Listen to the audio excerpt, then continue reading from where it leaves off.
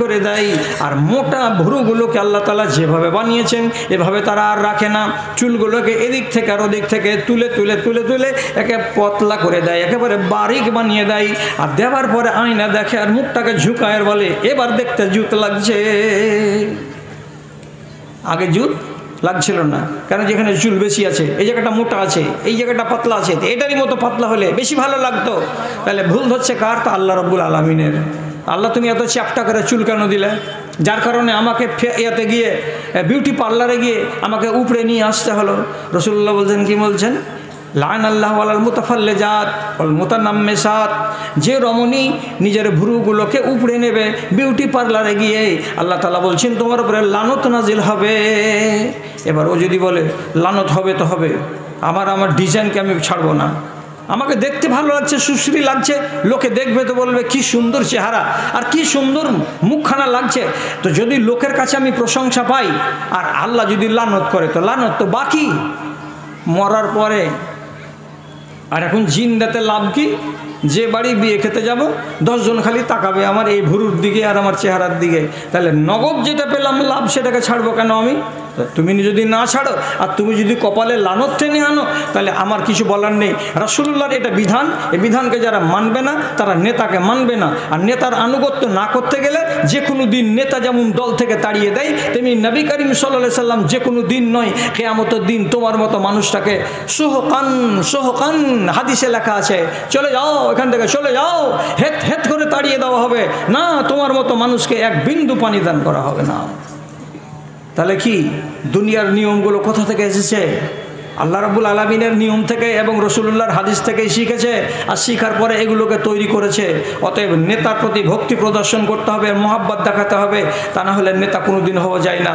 দাদা আমার, আপনাকে সঠিক কথা বলছি, যদি রাসূলুল্লাহর আখলাককে এবং রাসূলুল্লাহর সুন্নাতকে আপনি আপন করতে পারেন তার ফজিলত আলাদা আছে।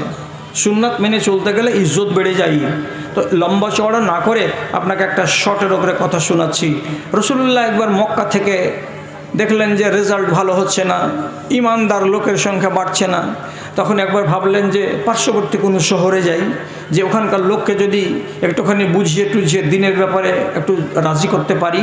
উনি চলে গেলেন 120 কিলোমিটার উত্তর পূর্ব দিকে একটা শহরটার নাম হলো তায়েফ। আপনি জানেন, আপনারা এখন তো নতুন নিয়ম হয়ে গেছে সৌদি গভর্নমেন্টের, যে তায়েফ যেতে চাইবে তাকে আল্লাহ তাআলা সৌদি সরকার নিষেধ করবে না। আপনি মাত্র 30 রিয়াল দিয়ে একটা বাস ভাড়া করবেন, 50 জন লোক আপ ডাউন আপনাকে তায়েফ শহর দেখিয়ে দেবে। কোনখানে নবী বসেছিলেন, কোনখানে পাথর খেয়েছিলেন, কোন বাড়িতে বুঝাতে গেছিলেন, সব দেখিয়ে দেবে গাইড যারা আছে তারা। এখন তো দেখতে পাওয়া যাবে।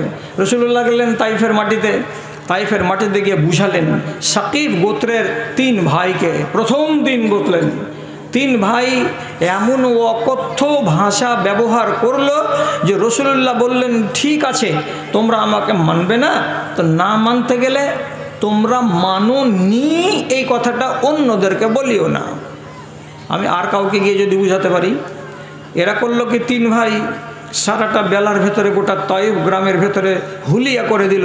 একটা পাগলা এসেছে মক্কা থেকে, ভ্রান্ত কথা বলছে, আমাদের মাবুদগুলোকে পুজতে দেবে না, এক আল্লাহর ইবাদত করার কথা বলছে, খবরদার এই পাগলার কথায় তোমরা কেউ সাই দেবে না, তোমরা এর থেকে সাবধান থাকো। এই করে করে করে করে 7ম দিনে আল্লাহ পাকের নবীকে তাইফ থেকে বিতাড়িত করার উদ্দেশ্যে সাকিফ গোত্রের যেটা সবচাইতে বড় নেতা তার নাম হলো আবদে ইয়ালিল সাকাফি। আবদে ইয়ালিল সাকাফি এই আদেশ করল এবং নিজের টোলার ছোট ছোট ছেলেপিলেগুলোকে বলল এই লোকটাকে পাথর মার। পাথর মেরে তাড়তে তাড়তে তাড়তে তাড়তে একবারে আমাদের বাজার থেকে বাইরে, টাউন থেকে বাইরে করে দিয়ে তারপরে বাড়ি আসবি। ইতিহাস বলছে 3 কিলোমিটার রাস্তা নবীজিকে পাথর মারতে মারতে মারতে মারতে তারা তেড়ে নিয়ে গেছে।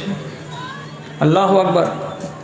সেখানে গিয়ে আল্লাহ পাকের নবী এক আঙ্গুরের বাগানে, খেজুরের বাগানে গিয়ে বসলেন বিধ্বস্ত হয়ে।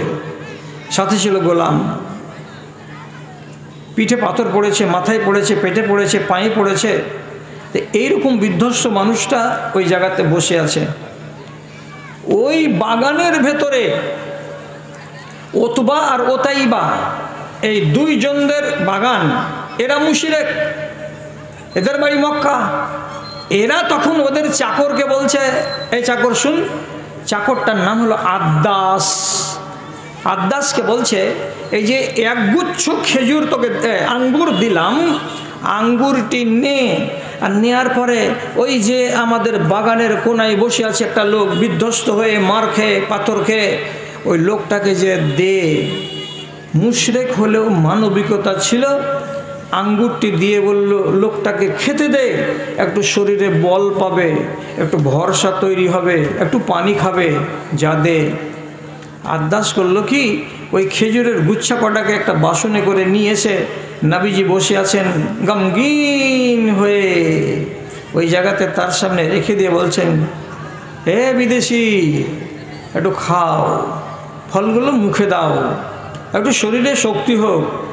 তোমাকে মেরেছে এটা আমি জানি, আমি দেখেছি, তুমি ওগুলো দুঃখ ভুলে যাও, এই খেজুরগুলো এই আঙ্গুরগুলো কটা খাও,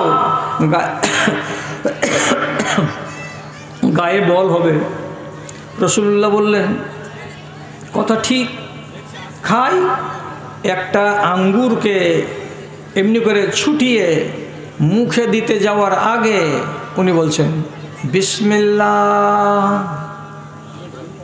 ফল খাওয়ার আগে, দানা খাওয়ার আগে কি বলতে হয়?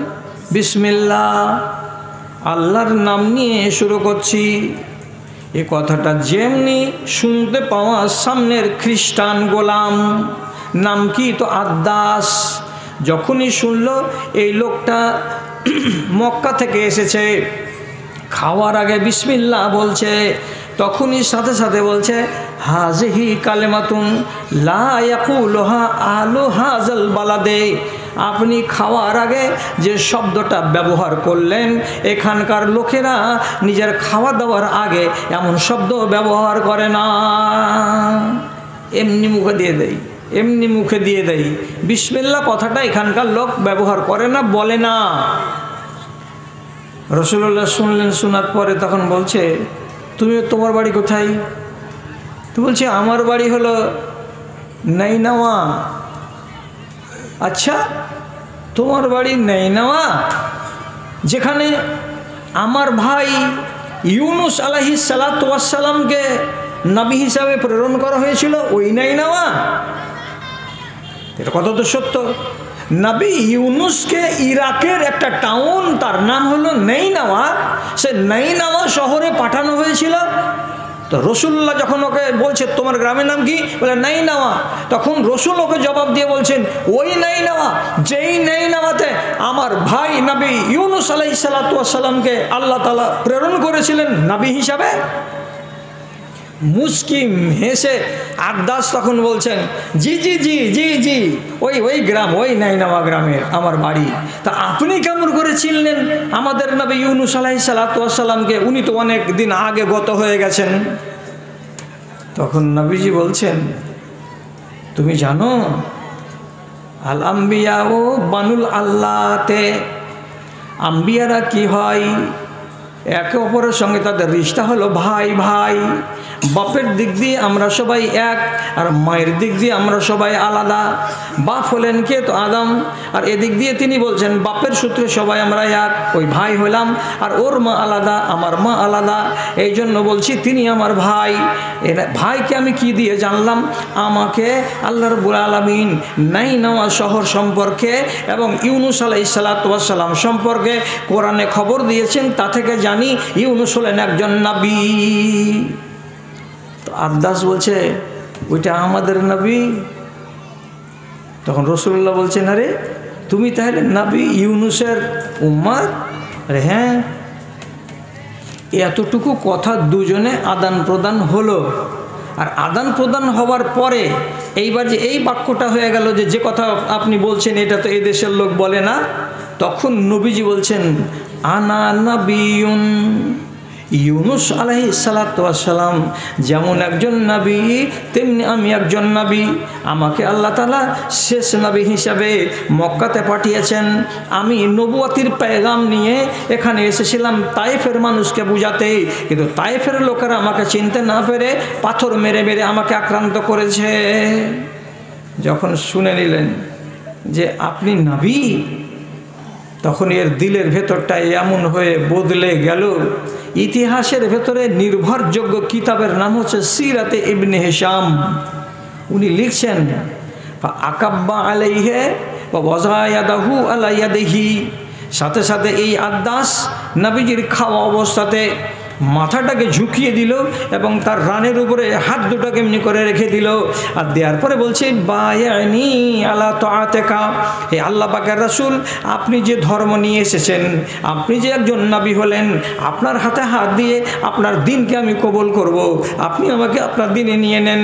রাসূল করিম খানার ফলগুলোকে, আঙ্গুরগুলোকে হাত থেকে রেখে দিয়ে তার দিকে হাত বাড়িয়ে দিলেন, হাতে হাত দিয়ে আব্দাসের হাতে হাত দিয়ে ওইখানে বায়াত হয়ে গেল এবং একটা লোক সাথে সাথে উম্মতে মুহাম্মাদিতে নাম লিখিয়ে নিল। আর যেমনি তার নাম লিপিবদ্ধ হওয়া, আল্লাহ পাকের নবী হাসতে হাসতে বলছেন, পরওয়ারদিগার, যত মার খেয়েছি আর যত গায়ে ব্যথা হয়েছে সমস্ত ব্যথাকে ভুলে গেলাম। কেন ভুলে গেলাম? যে এইখানকার মাটিতে দাওয়াতের কাজ করতে গিয়ে একটা উম্মত পেয়ে গেছি যার নাম হলো আদ্দাস। ও যদি কবুল করে নাই, আগামী দিনে আরো 10টা হবে, এটাতে আমার বিশ্বাস আছে, অবিশ্বাস আমার নাই। রাসূলুল্লাহ নিজে আল্লাহর ফরমানের উপরে এবং তাঁরই সুন্নাত, এটা একটা সুন্নাতের উপরে আমল করলেন, সুন্নাতের প্রতি আকৃষ্ট হয়ে গেলেন। কে? আলগা লোক, আলাদা লোক, অন্য দিনের লোক, আর সাথে সাথে ঈমান কবুল করে নিলেন। তাহলে সুন্নাতকে ভালোবাসার একটা যে রেজাল্ট দাঁড়ায়, কি বুঝতে পারলেন? জি, আজকেও বলছি আপনাকে, আজকে কি বলবো, এটা 100% যদি সব জায়গায় না খাটে তো আমার কথাটাকে তাচ্ছিল্য করবেন না। কি বলছি? আপনার চেহারাতে যদি এরকম লম্বা লম্বা দাড়ি থাকে আর আপনি একটা বুজুর্গ মানুষ, আপনি যদি আপনার রেল স্টেশন জঙ্গিপুরে উঠেন আর দেখা যায় ট্রেনের সিট নাই, আপনার পার্শ্বে যদি গায়ের মুসলিম থাকে কিংবা মুসলমানের বাচ্চা থাকে, তো একটা স্টেশন যাবে না, গনকর স্টেশন পার হবে না তার আগেই যদি গায়ের মুসলিমের বাচ্চা হয়, আপনার দিকে একবার করে দেখবে আর তাকাবে, একবার করে দেখবে আর তাকাবে, এবং নিজে নিজেই বলবে, ওরা কি বলবে, মধু চাচা বুজুর্গ মানুষ বে, আর আমার হাট্টা কাট্টা জোয়ান বসে আছে, তো চাচাকে একটু ঠেলে ঠেলে বসতে দেন হবে। ওর ভেতরটাতে কে কামড় দিল যে চাচাকে একটু বসতে দেন হবে। ওরাই তখন সরে সরে যে করছে কি, চাচা চাচা বসেন বসেন বসেন, কোথায় যাবেন? আরে বাবারে আজিমগঞ্জ যাবো, বসেন বসে যান। তো ও তো মুসলিম নয়, ও তো অমুসলিম। কিসের প্রতি ভালোবাসাটা জাগলো? আল্লাহর কসম খেয়ে বলছি, আপনার চেহারাতে যে সুন্নাত আছে, এই সুন্নাত ওদের ভিতরে কামড় সৃষ্টি করলো। আমি সুন্নাতে দাড়ি, এটা মুসলমানদের একটা পরিচয়। আপনি একটা বেটিকে নিয়ে বহরমপুর যাবেন রোগ দেখাতে, বেটির মাথায় কাপড় নেই, তোর গায়ে যৌবন আছে টইটুম্বুর, এমন একটা যুবতী বেটি ছেলেকে আপনি নিয়ে যাচ্ছেন, মাথা খোলা, বুকের সামনে এক্সট্রা কোনো কাপড় নেই, আপনি ট্রেনে উঠেছেন, সিট পাওয়া যাচ্ছে না, এই লেডিসটার উপরে দয়া করবে না কেউ?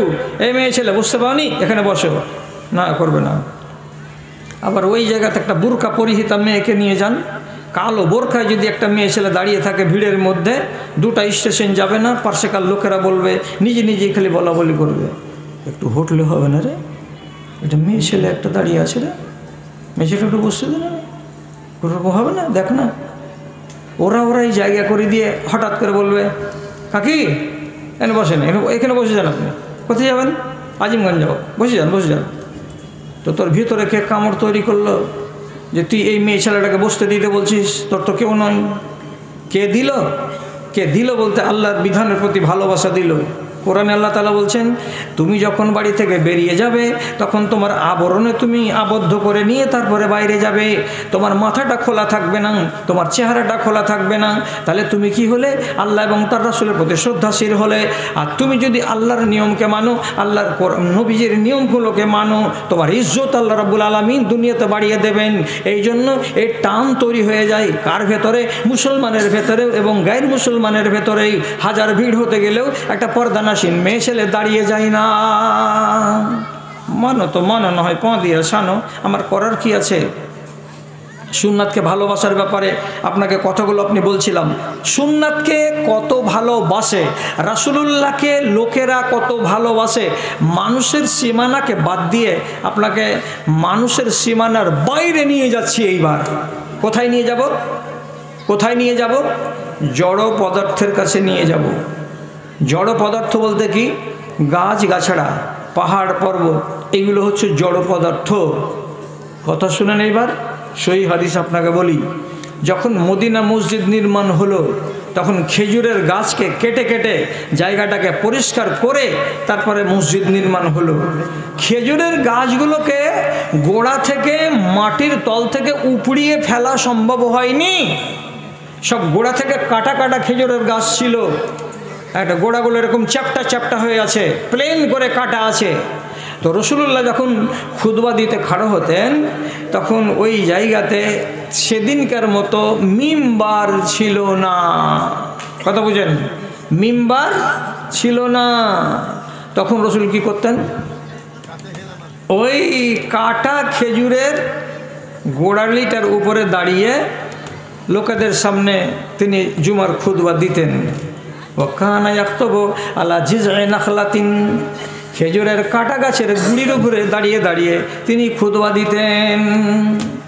একদিন কোনো এক লোক এসে বলছেন, আল্লাহ রসুল, আপনার জন্য যদি আমি একটা মিম্বার বানিয়ে দিই তো কেমন হবে? রসুল্লাহ বললেন, যদি মিম্বার বানাবে তো বানাও। ব্যাস কদিন পরে কাঠ দিয়ে তৈরি করা একটা মিম্বারই এলো।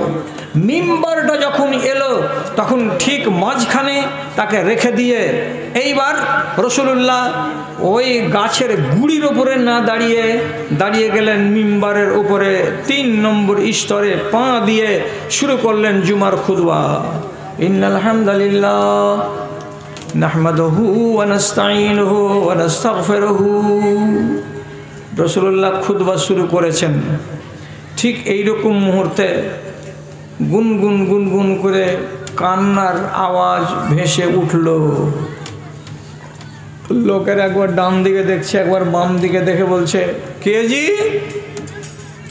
বাচ্চা ছেলে কোলে করে মসজিদে এসছো নাকি? না, কেউ তো বাচ্চা কোলে করে মসজিদে আসেনি। তাহলে এই বাচ্চা ছেলের আওয়াজ আসছে, এটা কেমন কথা? এটা তো বুঝতে পারা যাচ্ছে না। আবার রসুল্লাহ কথা বলছেন, তো ওই আবার গুনগুন গুনগুন করছে। হাদিসে কি এসেছে?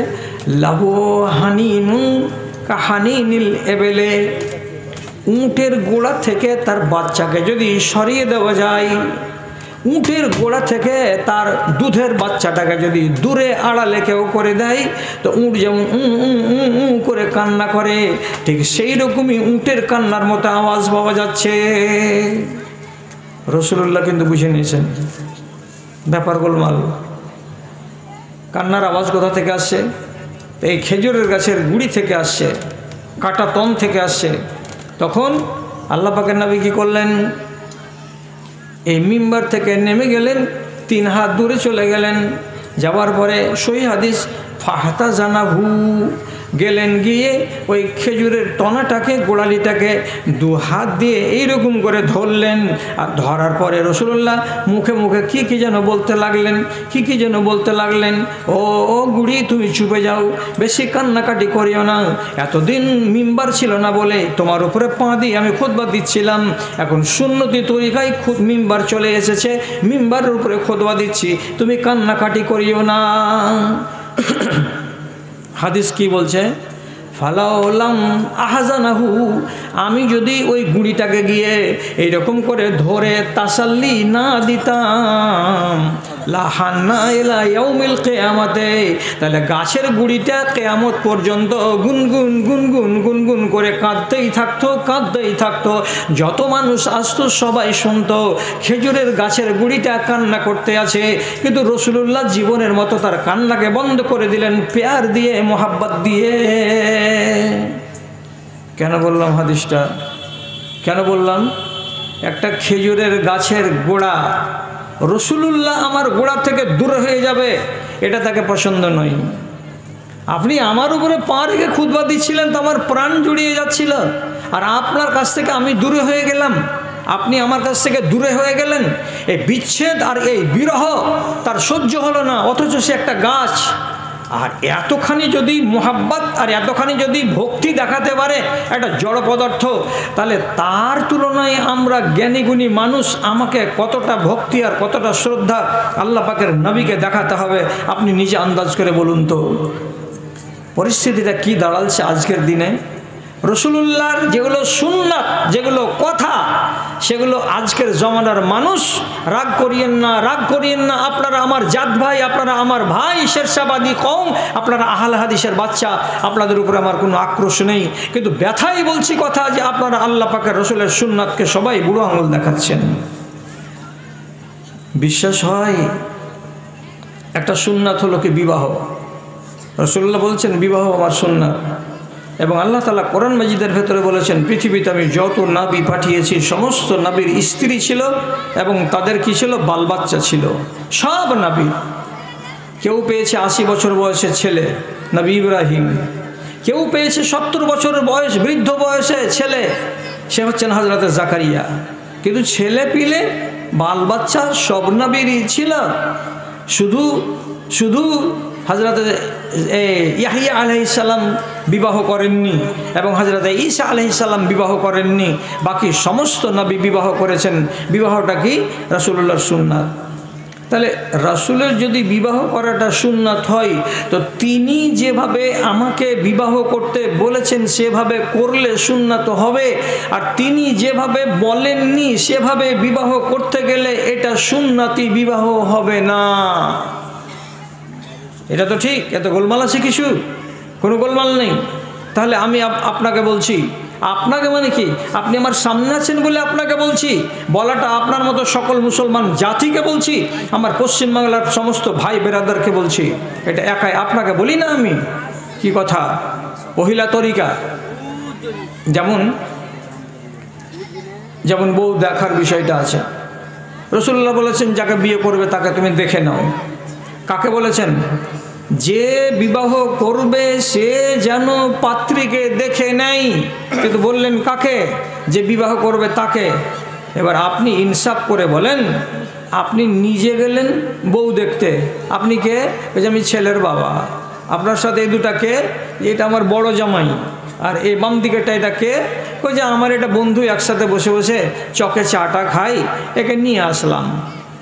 আপনারা তিনজন যে মেয়েটাকে দেখতে এলেন এখানে, তো চিন্তামণিতে যার বাড়ি গেলেন, 3 প্লেট খানা তো খেয়ে নিলেন, বেটিটা এলো তো আপনি দেখে নিলেন। এবার প্রশ্নটা হলো যে আপনার এইভাবে মেয়েটাকে দেখা, এটা কি সুন্নতি তারিকা হলো? যদি আপনার কাছে ইনসাফ বলে কথা থাকে, ইনসাফ বলে, তাহলে আপনি আমাকে জবাব করুন এখানে বসে বসে। রসুল বলছেন যে বিবাহ করবে তুমি দেখে নাও, তো যে বিবাহ করবে সে তো নাই, আপনারা 3 জন বিবাহ করবেন নাকি? কেউ করলে একজনই করবেন, তো বাকি 2 জনকে কেন আনলেন? আপনি বাপ হয়েছেন তার জন্য আপনি চলে আসবেন বউ দেখতে, আপনার জন্য অনুমতি নেই যে আপনি তাকে দেখতে যান। কেন নেই? বাপ হে, আমার উপরে রাগ করিয়েন না, আপনার আমি হাত ধরে বলছি, আপনি যে নারীটাকে দেখতে এসেছেন বেটার জন্য, সে নারীটা যদি আপনার চোখে লেগে যায়, মনে বসে যায়, তো বাড়ি গিয়ে যদি আপনি বলেন আমজাদ রে তুই বাদ দে বেটা, আমি এটাকে বিয়ে করে নিই, আপনার বিবাহ করা না জায়েজ না জায়েজ? হ্যাঁ না বলুন? জায়েজ তো। বাড়িতে একটা আছে, আপনি আর একটা বিয়ে করবেন, আপনার জন্য তো না জায়েজ নয়। তাহলে আপনি কেন দেখতে গেলেন এই মেয়েটাকে? কেনর প্রথম নম্বর জবাব হলো এইটাই যে আপনার কাছে যে আল্লাহর রসুল বলছেন তুমি যাও, তুমি বিবাহ করবে, আর চলে গেলেন আপনি আর আপনি আর আপনি, আপনারা 3 জন, তাহলে সুন্নাতকে কচু দেখানো হলো না? আপনারা সবটি লোক বলবেন এগুলো কথা এই যুগে বিকাবে জীবনী সাহেব, এই যুগে বিকাবে না তো সৌদি আরবের মাটিতে কি করে বিকাচ্ছে? হাত কেটে নিতে হবে চোরের। আপনি বলবেন এইগুলো কথা কি এই যুগে চলে? তো সৌদি আরবে হাত কেটে নিচ্ছে, চলছে কি করে? ব্যভিচারে যদি ধরা পড়ে বিবাহ করার পর কোনো নর নারী যদি ব্যভিচারে ধরা পড়ে, তাহলে কোমর পর্যন্ত মাটিতে গেড়ে দিয়ে তাকে পাথর চালিয়ে 40-45 মিনিট ধরে পাথর মেরে মেরে তারপরে তার জান কবজ করা হচ্ছে। কোথায়? সৌদি আরবের মাটিতে। আপনি বলবেন এগুলো কথা কখনো চলে? ও চালাতে পারছে বলে ব্যভিচার নেই, আপনি চালাতে পারেন না, তার জন্য প্রত্যেক মাসে 3টা করে পালিয়ে যাচ্ছে বেটি ছেলে, হিসাব আছে?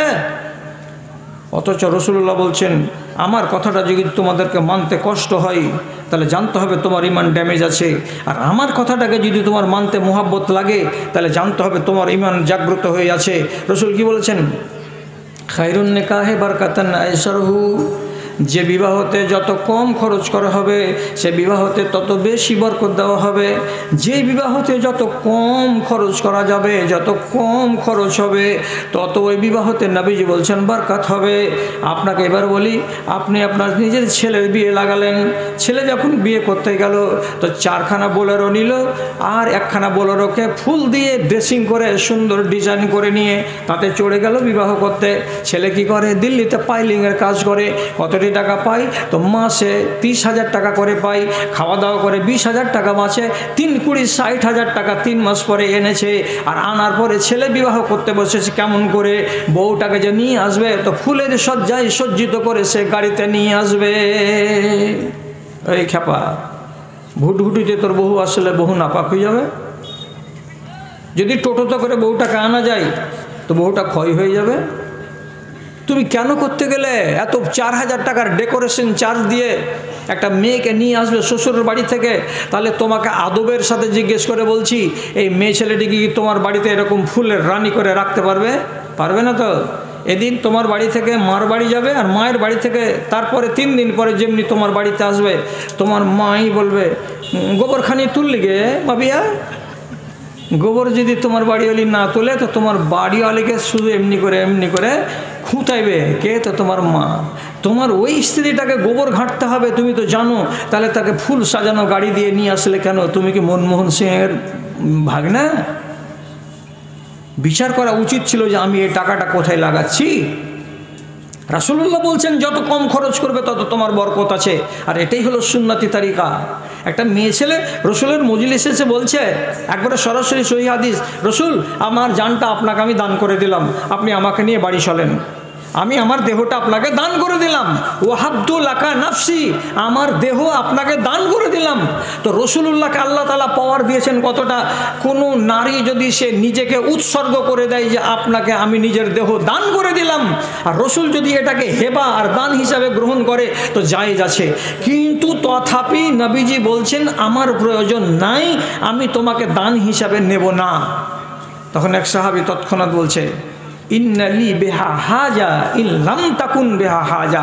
রসুল আপনার যদি দরকার না থাকে তো আমার দরকার আছে, আপনি আমাকে দিয়ে দেন না। তো নবীজি বলছেন, রে খাপা, তোর বিনা মোহরে হবে না, আর আমার বিনা মোহরে হয়ে যাবে। এই যেমন দান করেছে নিজের দেহটাকে আমাকে, আমি যদি হ্যাঁ বলে দিই তো বিনা মোহরে সে আমার জন্য হালাল, কিন্তু তোর জন্য হালাল নয়। তুই মোহরানা দে। তো মোহরানা দে, তো ঠিক আছে আনছি। বাড়ি যা। কি আনবো? বাড়িতে যদি একটা লোহার আংটি পাও, লোহার আংটিটাকে নিয়ে এসো, এটাই তোমার স্ত্রীর জন্য মোহরানা বানাবো এবং তোমার বিয়ে পড়াবো এখানে। বাড়ি গেল সাহাবীটা, যাওয়ার পরে 10 মিনিট 15 মিনিট পরে ফিরে এসে বলছে, আল্লাহ পাকের রসুল গরিবের বাড়িতে কি থাকবে, একটা লোহার আংটি পর্যন্ত নাই যে আমি নিয়ে আসি। আমার গায়ে একটা চাদর আছে আর আমি একটা চাদর পরে আছি, দুটো হলো কাপড় আমার সম্বল, এছাড়া আমার কাছে আর কিছু নাই। তখন নবীজি বলছেন, একখানা চাদর যদি বউটাকে দিয়ে দিই তো রাতের বেলায় তুমি কি গায়ে দেবে আর নমাজ কি দিয়ে তুমি আদায় করবে? ওই জন্য তোমার চাদর মোহরানাতে নেওয়া হবে না। তখন রসুলুল্লাহ ওই লোকটাকে পার্শ্বে বসিয়ে দেওয়ার পরে বলছে, হালমা আকামিনাল কোরআন, তুমি কোরআনের কিছু জানো না? তখন ছেলেটা বলছে, আমি অমুক সূরাটা গোটাই জানি, আমি অমুক সূরাটা গোটাই জানি। 3টা 4টা সূরার নাম বলছে, গোটা সূরাগুলো আমার জানা আছে। তখন নবীজি বলছেন, জাওয়াজতুকা বিমা মাআকা মিনাল কোরআন, আমি তোমাকে এই 4টা সূরার বিনিময়ে বেটি ছেলেটার সঙ্গে তোমার বিবাহ পড়িয়ে দিলাম। তুমি বিবাহ করে নিলে, তোমার স্ত্রী হয়ে গেল। কিসের শর্তে? তোমার বাড়িওয়ালিকে এই 4খানা আয়াত শিখিয়ে দেবে, তোমার স্ত্রীকে তুমি মুখস্থ করিয়ে দেবে। এটা হলো তোমার মাস্টারি, তুমি হলে টিউশন মাস্টার। এই মাস্টারিটা যে করে দিলে তার বিনিময়ে তুমি টাকা নিবে না, এটাই হলো তোমার মোহরানা। নবীজি ওই মজলিসে বসে বসে বিবাহ পড়িয়ে দিলেন। লোকটা একটু পরে নিজেকে, ওই মেয়েটাকে বিবি বানিয়ে নিয়ে বাড়ি চলে গেলেন। আপনি চিন্তা করে বলুন তো, ইসলামের কানুনের ভেতরে বিবাহটাকে রব্বুল আলামিন কত সোজা করে দিয়েছেন। আপনি বোঝা করলেন কেন? আচ্ছা, আমি ফের বোঝা কেমন করে করলাম? মুর্শিদাবাদ বাদ উত্তর দিনাজপুরে জানতো, একটা বাঙাল বেরাদারিতে বিয়ে হয় না যতক্ষণ পর্যন্ত বেটিকে 6 ভরি সোনা না দিবে বেটির বাপ, আর যে ছেলেটা বিয়ে করবে তাকে 6 থেকে 7 লক্ষ টাকা যৌতুক না দিবে, কোনো বেটির বিবাহ হবে না। 1 ট্রাক মাল দিতে হবে, ছপ্পর খাট দিতে হবে, বক্স চেয়ার আর টেবিল আর আসবাব আর পত্র সব কিছু দিতে হবে, আর নিজের মেয়েকে 6 ভরি সোনা দিতে হবে, ছেলেটাকে 6 থেকে 7 লক্ষ টাকা ক্যাশ দিতে হবে, তাহলে বিবাহ হবে। আপনি জটিল করেননি? একটা গরিব মানুষের ভিটা মাটি পর্যন্ত বিক্রি হয়ে গেল। 1 কাঠা বিক্রি করেছিল 4 লাখ টাকাতে, 1 বেটি বিক্রি হয়ে গেছে। আরেকবার আরেক কাঠা বিক্রি করলো ফের 5 লাখ টাকাতে, আরেকটা বেটিকে বিক্রি করা হয়েছে। এবার আরেকটা বেটি আছে, এটাকে যদি বিক্রি করে তো বুড়া বুড়িকে পিডব্লিউতে যেয়ে থাকতে হবে। কে দুর্গতিটা তৈরি করেছে? আপনি করেননি আর আমি করিনি। খেলা কেন শুরু করলেন বিবাহকে নিয়ে? রাসূলুল্লাহ বলছেন বিবাহটা আসান, আর আপনি বানিয়ে দিলেন একে মুশকিল। কত মুশকিল বানালেন যে মেয়ের বাবা যদি একটু গরিব প্রকৃতির হয়, তার উপরে আপনি বোঝা দিচ্ছেন কি যে আগুয়া যে কি করে বিবাহটাকে সম্পাদন করায়, ওকে দিয়ে খবর পাঠাচ্ছে যে আমার বন্ধু বান্ধবের তালিকা আছে খুব লম্বা, আমি 100 জন বরযাত্রী নিয়ে আসবো, আমার লোকেদের জন্য কোনো রকমের বেইজ্জতি না হয়। যেমনি আসবে তেমনি পেপসি, 7 আপ, কোকা কোলা এগুলো দিয়ে আপ্যায়ন করতে হবে। তারপরে একটা নাস্তা দিতে হবে। তারপরে বিয়ে পড়া যখন হয়ে যাবে তখন ভান্ডারিতে বসে বসে যত গোশ আছে সব ছিঁড়বে আর খাবে। তারপরে একটু করে দই দিবে, 2টা করে রসগোল্লা দিবে, বেইজ্জতি যেন না হয় আমার লোকের। শালা মাজা পোকড়া করা গরিব লোক বেটির বিবাহ দিতে বসে 100 জন লোকের যখন বন্দোবস্ত করতে গেল, তখন ওর ঘরের 1 কোণা উদাম। আপনি ভোজ করে মন ভরে খেয়ে নিয়ে চলে আসলেন নিজের লোককে নিয়ে। কার বাড়ি থেকে? তো মেয়ের বাবার বাড়ি থেকে। আর তার পরের দিন ওর বাপের বাড়িতে ভোজ লাগলো, তো ভোজের গেটে লেখা আছে বউ ভাত। কী লেখা আছে? বউ ভাত। এটা হলো ওয়ালিমা। অ্যাকচুয়ালি আলেমকে জিজ্ঞেস করেন, এটা হলো ওয়ালিমা। আর ওয়ালিমার দাওয়াতের নাম আপনি রাখলেন কি? বউ ভাত। বউয়ের নামে ভাত দিলেন, গাঁলাকে খেতে দিলেন। এলো অনেকগুলো লোক এলো, আর খাওয়া দাওয়া করার পরে একখানা করে প্লাস্টিকের কাঠি এমনি করে দাঁতে ঢুকাচ্ছে, আর মাংসগুলোকে বের করে করে থুতু করে ফেলছে, 1 পা 2 পা করে হাঁটছে। 10 পা যেতে নেই, গেটের কাছে দেখছি মোহরিল বসে আছে, দুটা দুদিক থেকে চেয়ারের টেবিল নিয়ে, আর তাকাইছে আর বলছে, চাচা বাইরে যেয়ে তুমি গোশ ছুটাও, দাঁতের মালটা ঝাড়ো আগে। কি করবে? লাজে পড়ে তখন ওকে 200 টাকা 500 টাকা লিখে দিতে হচ্ছে। টাকা দিলাম, কি করে দিলাম? বিবাহ খেয়ে টাকাটা দিলাম। আপনি নিজে বলুন কতটি টাকা আপনার বাড়িতে খেয়েছি? বড় জোর যদি হোটেলের রেট ধরা যায় তো 120 টাকা খেয়েছি। কোথাকার 2টা পচা রসগোল্লা, আর কোথাকার একটু টক 1 চামচ দই, আর তাতে এমন বুড়া গরুর মাংস যে টানতে টানতে যখন ছিঁড়তে পারিনি তো গট করে গিলে নিয়েছি। এতে এতটি ভাত খেয়েছি, তার ফি কতটি লাগলো আপনাকে? 500 টাকা। লোকটা আপনাকে দোয়া দিয়ে যাবে না বিড়ি বিড়ি করে গাল দিতে যাবে? আপনি হিসাব করে বলবেন সকালে। অথচ যারা ওয়ালিমার দাওয়াত খায় তারা দোয়া দিয়ে যায়। কিসের দোয়া? তোমার সংসারে যেন আল্লাহ তাআলা সুখ দেয়, এই দোয়া। তা আপনি দোয়া পাবেন? যে কাজটা আপনি করলেন, এটা কাজ করতে গেলে কি দোয়া পাওয়া যায়? সুন্নাতকে বুড়ো আঙুল দেখাতে গেলে আপনার পরিণাম খারাপ হবে, এটা নিশ্চিত কথা। আপনি লিখে নেন। এক সাহাবী মরবার কালেও সুন্নাত নিয়ে মরেছে। এক সাহাবীর দম যাওয়ার কালেও রাসূলুল্লাহর সুন্নাতকে জিন্দা করে মরেছে। হযরতে খুবাইব রাদিয়াল্লাহু তাআলা আনহু এক সাহাবী, তিনি তাকে যখন শুলিতে চড়াতে যাচ্ছে, শুলিতে চড়াবে মক্কার মুশরিকরা, তো শুলিতে চড়াবে জেনে নিয়েছে, বাড়িতে ওকে বেঁধে রেখেছে, আর হারাম শরীফের বাইরে গিয়ে ওকে শুলি দেবে। আরবের লোকেরা বিশ্বাস করতে যে এটা হারাম শরীফের এলাকা, মাঝখানে মানুষকে মারা যাবে না। তখন বন্দিকে বাড়িতে বেঁধে রেখে 2 ভাই মিলে হারাম শরীফের বাইরে গেছে, 2টা খুঁটি কেটেছে, মাঝখানে বেড়া খুঁটি দিয়েছে, দড়ি টড়ি জুত করেছে, দিয়ে এইবার ছেলেটাকে নিয়ে যাবে ওই শুলিতে ঝুলাবার জন্য। তো জানে যে আজকে আমাকে শুলি দিবে। তখন ওই বাড়ির একটা মেয়ে ছেলেকে হাত পা বাঁধা অবস্থাতে ডেকে বলছে, ও বুবু, তোমাদের বাড়িতে এখানে খুর পাওয়া যাবে না? একদম জিন্দা বুখারী শরীফের হাদিস। বলছে আপনাদের বাড়িতে একটা খুর পাওয়া যাবে না? তখন যে যাবে না কেন? বাড়ির মেয়ে ছেলেটি একখানা খুর এনে দিল। ভাইজান ডাকেন না ওকে? হ্যাঁ ডাকেন না, টাইম যে হয়ে যাচ্ছে। আর গাড়িটাকে একটু ফোন করেন, সময়ে বাঁধা আছি আমরা, কি করা যাবে? তো বলছি হ্যাঁ একখানা খুর পাওয়া যাবে, কেন যাবে না? তো খুর খান্ডাকে চেয়ে নিল কে? তো বন্দি খুবাইব। এই বেচারি খুর খান দিল। তো খুর দেওয়ার পরে এবার জিজ্ঞেস করে বলছে, এখন তুমি খুর কি করবা? তো তো খুর কি করবা, তোমাকে তো একটু পরে মাঠে নিয়ে যাবে, শুলিতে চড়াবে, তোমার ডিজাইন কে দেখবে, খুর কি করবা তুমি? তো জবাব দিয়ে বলছে লিয়াস্তাহিদাল মুগিবাত, মরবার কালে আমার শরীরে যেগুলো যেগুলো চুল আছে কাটার যোগ্য, সেই চুলগুলোকে কেটে রাখতে হয় সময় মতো। হতে পারে আমার মরণের টাইম আজকেই হয়ে যাবে, আর আমার যদি যৌনাঙ্গে চুল বড় হয়ে থাকে তো সেই হালাতে যদি আমি মরি তো সুন্নাতের উপরে মরতে পারলাম না। কাজে আমি মরবার আগে আমার গোপন অঙ্গের সেই চুলগুলোকে পরিষ্কার করে নেব। আমার মোজগুলো বড় বড় হয়ে আছে, ওই উস্তুরাটা যে দিবে তুমি, তো সেটা দিয়ে আমার মোজগুলোকে কেটে কেটে আমি জুৎসই করে নেব, যাতে মোজ বড় হয়ে আমার না থাকে। আমার বগলের চুলগুলোকে আমি ছিঁড়ে ছিঁড়ে পরিষ্কার করে নেব।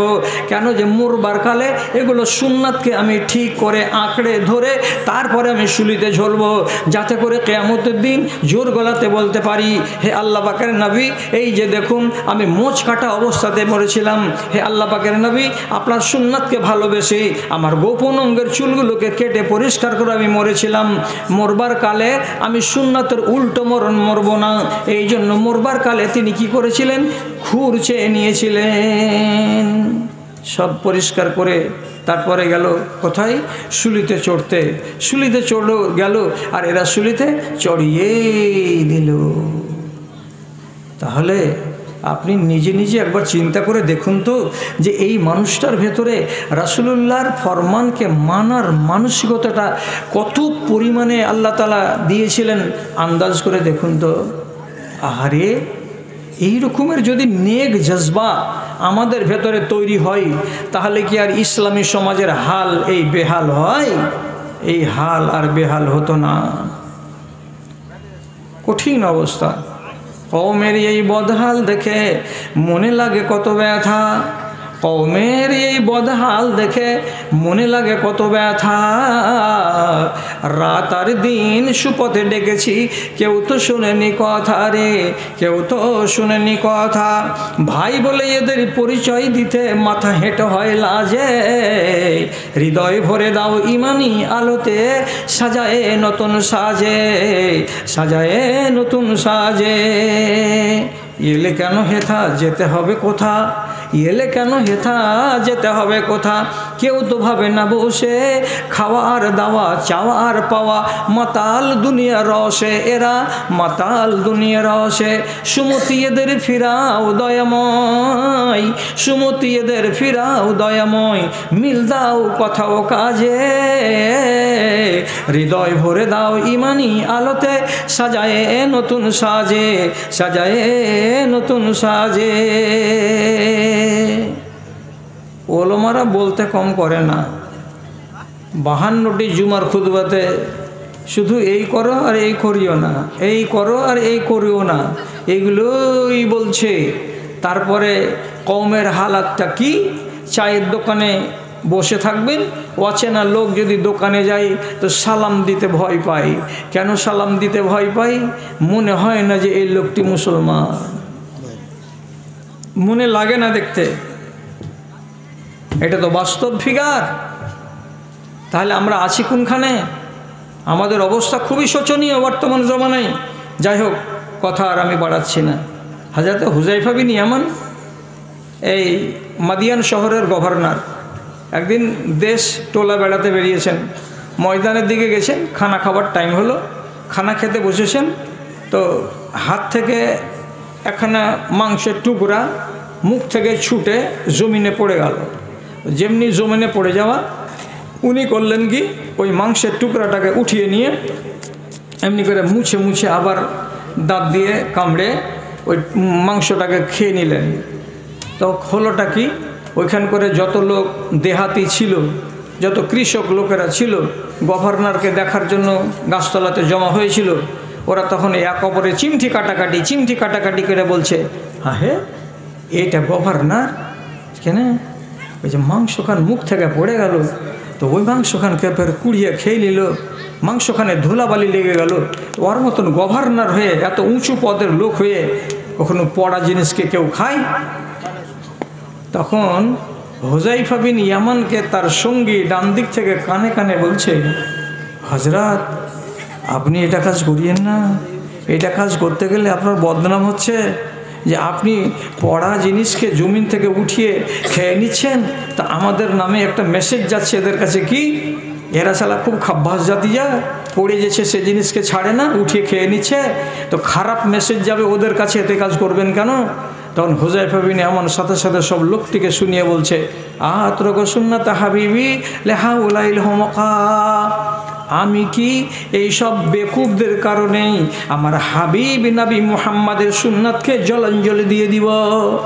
তোমরা বলছো সুন্নাতের খেলাফ কথা, আর আমার কাজটা হলো সুন্নাত অনুযায়ী। নবীজি বলেছেন তোমার হাত থেকে যদি লোকমা পড়ে যায় তাহলে লোকমাটাকে উঠাও, আর উঠার পরে মুছে যদি খাওয়া যায় তা তাহলে তুমি খেয়ে নাও। কেন যে তুমি জানো না কোনটা দানার ভেতরে তোমার বরকত লেখা আছে।